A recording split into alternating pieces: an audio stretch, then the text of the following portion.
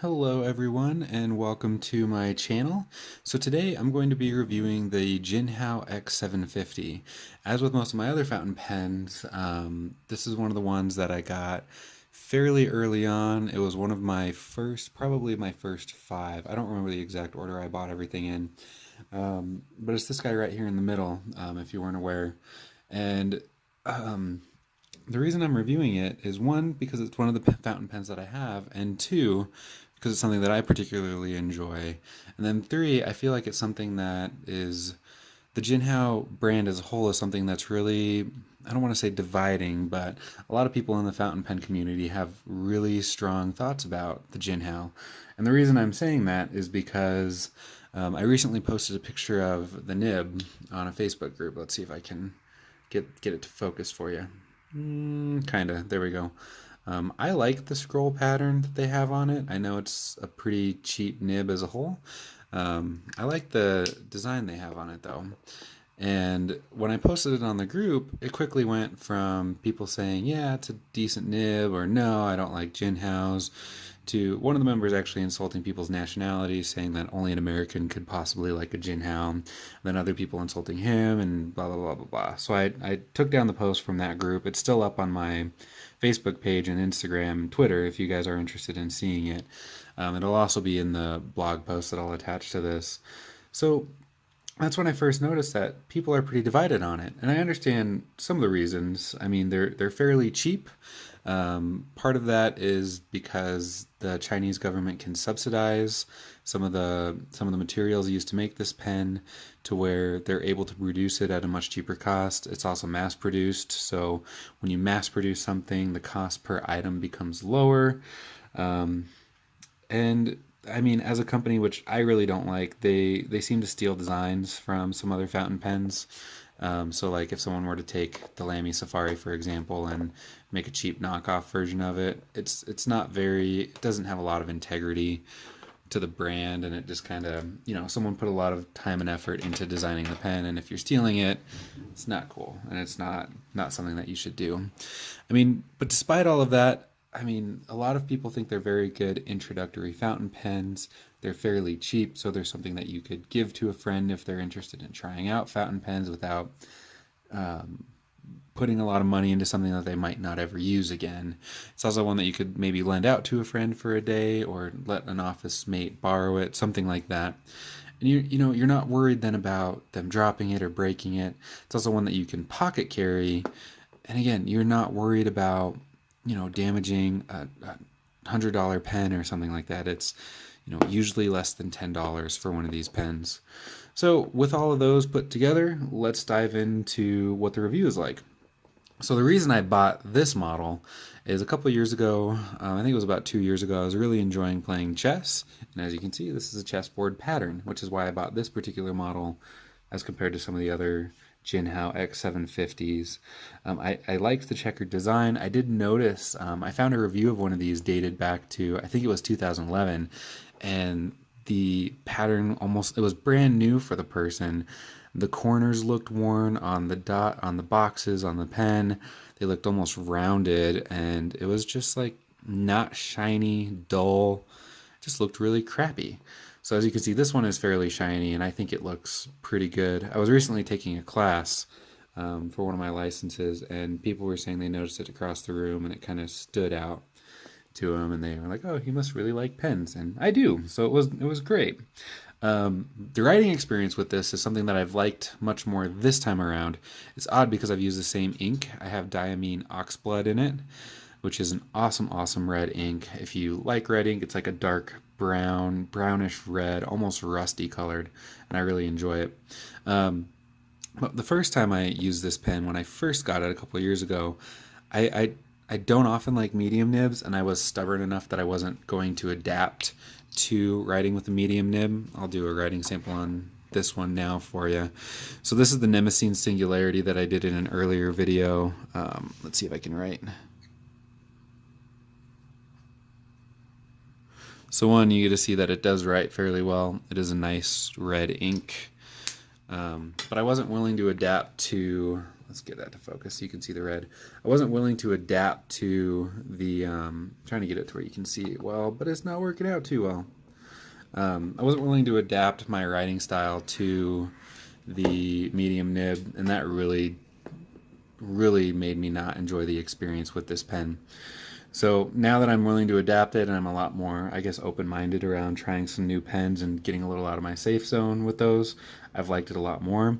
It's also, I'm probably using it a lot more. So I had a lot of hard starts the first time I was using it, to the point that I actually had to run the nib under some water or get it wet. And that really sucked to have to do, because, you know, I'd pull it out, try to write with it, and it just, like I said, it made it really annoying to write with. This time I didn't have to do that. It's writing fairly well right at the start.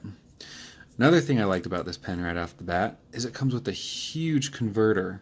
Let's get, let me get a Lamy Safari. Oop, I'm knocking stuff all over the place. Let's get a Lamy Safari up for comparison. So I'm not going to pull the Jinhao one out, but you can see it's a lot bigger than the Safari, holds a lot more ink. Even with a medium nib and a fairly wet writer, the ink in there lasts quite a long time, and you can write quite a while with it. So if you're doing a lot of writing, pretty good pen to purchase for that.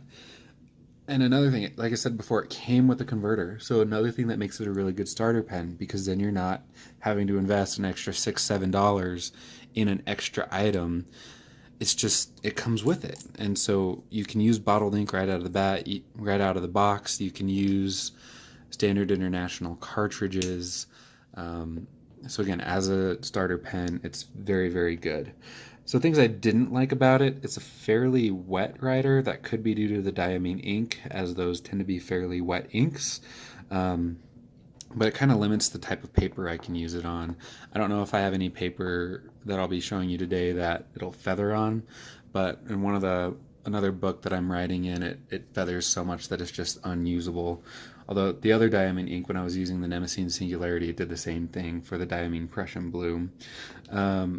Like I said, I wasn't really open-minded at the first time. I don't prefer medium nibs, but it's something that I'm getting used to right now.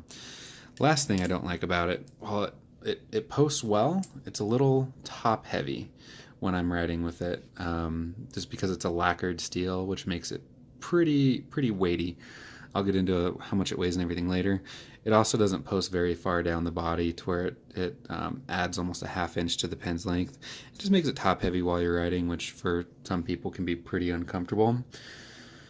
So that's about it as far as what I liked and didn't like about the pen. So let's get into the specs. Oh, you see I got some of the diamine ink on my hand. It actually does look like blood.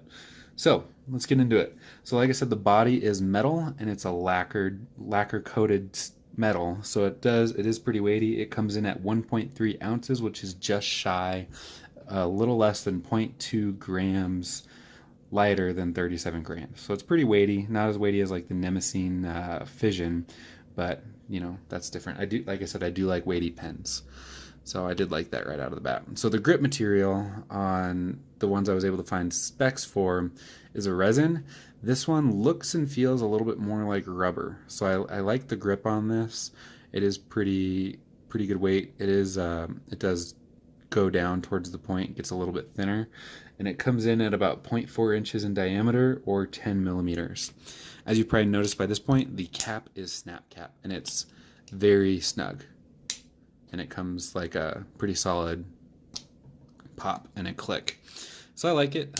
It is pretty loud. Like I said, I used it in a class recently, and I hope I didn't annoy everyone with the constant on and off, because I'll write a little bit, and to avoid nibs drying out, I always close it when I'm finished writing a sentence. So I really hope that wasn't annoying. One downside to this model, and again, it's a personal preference, is the Jinhao X750 only comes with a medium nib. Again, personal preference. If that's your thing, great. The nib itself is steel, and let's see if I can get a better focus on the nib design. I don't know if I'll be able to on the video. Hopefully you can see it pretty well there. Like I said, I like the design. But yeah, it's a Jinhao, so some people don't like Jinhao brands, but again, personal preference. So the length of the pen closed is about 5.6 inches. And then capped when it's posted, it's about 6.2 inches. So it adds about just over half an inch when you post it, which again, I really don't like. So let's get into some of the writing samples. You already saw it on my Jarbo.grid journal. I don't know if you can see that very well. My first bullet journal. I like it. I'll do a review of it eventually, but not right now. One thing that I also found pretty great about these, so with my at a glance planner, it actually worked well in that. I know I've done some of my other pens that it often feathered with it. And let's go all the way to January of next year because I won't be getting there for a long time. So Jinhao. Oop, I can't write today. Try that again. So it doesn't feather too much. It's starting to feather as it dries, but again, not too bad.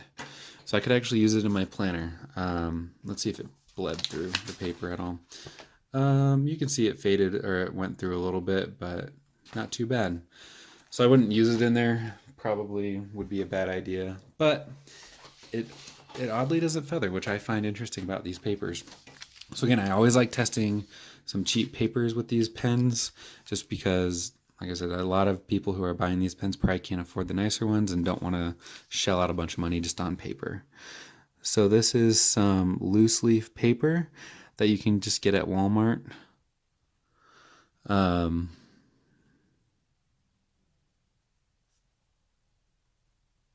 Not doing my best handwriting because I've got a lot of paper that I want to get through for you guys. Feathering a little bit as it dries, not too much though. So it's working pretty well. And as you can see, this pen does do well keeping up with when you're writing quickly. So the feed is pretty good. This is just, again, loose leaf graph paper that I have lying around. Used it back in, actually this one probably goes back to high school, but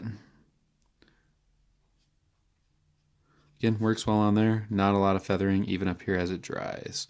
Let's see, smears a little bit. Let's give it a couple seconds to dry. So it's not soaking too much into the paper, which means it doesn't feather. Just a cheap notebook. I think it's a Mead. Oop, I'm writing graph gear because that's what I did earlier today. Because I'm posting this one on Wednesday. You'll see the graph gear one earlier on my channel. Let's see. I cannot seem to write A's today. So I can see a little bit of feathering around the edges. I don't know if you can on the video, but not too bad. So last one that I wanted to do, and again, it's a common one, just these cheap notebooks you can get at Walmart for like $1.50. I've used it in here a lot, and I know that it works. So it works well. Again, it's fairly wet, and it stays wet for a little while, but it'll dry out and work well. So it works well on a variety of papers, as you can see. Oddly, it doesn't feather on these ones. I've got a handwriting practice book that I use it in sometimes, and it doesn't work well in that one. Alrighty, so overall, I think this is a great pen for the price. You can usually find these online for less than $10. I think I got mine for about $6. The packaging is less than mediocre. I think they really just wrapped it in bubble wrap and stuck it in an envelope and sent it here from China. But, you know, I like keeping the packages, and for those of you who do, I'm not going to keep bubble wrap, even if I really, really like keeping packaging. One thing that I did forget to mention, too, about the cap is it has a design around the bottom of the cap. So let me get that in there before I end this review. So I think it's a great pen for beginners, a great one for pocket carry, because you don't have to worry about losing it, breaking it, because you're not investing that much money in it. It's weighty, so you can try out a pen that's heavier. The nib writes very well. I know there's some quality control issues, so it's going to be hit or miss on these ones. I happen to get a decent one on the luck of the draw there. So it's definitely something that you could try investing in, see what you think about, and you're not going to put that much money into it, which is the key that I'm trying to get home. I mean, with the other complaints about Jinhao's, they're definitely valid, but I think it's something that people should try. So again, please, please, please like and subscribe to my channel. You guys have been great lately about subscribing to my channel, and I really, really appreciate it. It really helps me grow this and turn it into something that is a little bit more than just a hobby. I definitely enjoy doing it regardless. But again, I really, really appreciate the support. Check me out on the other channels as well, Facebook, Instagram, and Twitter. I'll try to remember to include links in the description as usual. Thanks again, guys. I hope you have a great week.